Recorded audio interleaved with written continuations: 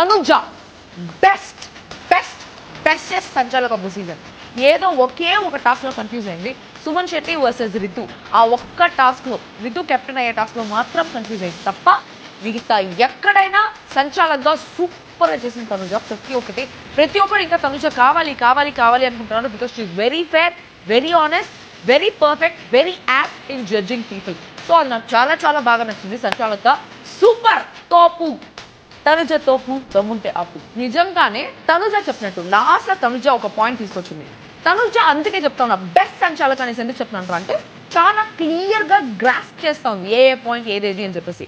So కొన్నిసార్లు triangle కి ఒక బొడిపొక్క ఇచ్చినారు, ఒక ట్రయాంగిల్ అట్లాంటి బొడిపులు పెట్టి ఎగ్జాక్ట్ ట్రయాంగిల్ షేప్ వేయకుండా అందరినీ కన్ఫ్యూజ్ చేయడానికి కూడా కొన్ని షేప్స్ పెట్టినాం అనమాట. ఆ షేప్ ఎత్తుకోపోయి రితు ఫస్ట్ ఫినిష్ చేసింది టాస్క్. అఫ్ కోర్స్ రితు చాలా చాలా బాగా ఆడింది, కానీ టాస్క్ ఫస్ట్ ఫినిష్ చేసినా కూడా అది ప్రాపర్ ట్రయాంగిల్ కాదు. అది ఎవరు చూసుకోవాలా? సంచాలక్ చూసుకోవాలా. ఎందుకంటే సంచాలక్ వచ్చి రితు ఇది ప్రాపర్ గా లేదు అంటే అప్పుడే దాన్ని పడేసి వేరేదేసి దాని తర్వాత రింగ్ గేమ్ ఆడుంటుందేమో. ఇక్కడ మొత్తం సంచాలక్ గందరగోళం చేసి దానివల్ల సంచాలక్ ఏం చేయలేదు, జస్ట్ నిలబడుకొని చూస్తూ ఉంది అది ప్రాపర్ షేపా కాదా, అది ట్రయాంగిలా కాదా అని. ఒక శాండ్విచ్ కూడా ట్రయాంగిలే కదా, that is also triangle, that is right angle triangle.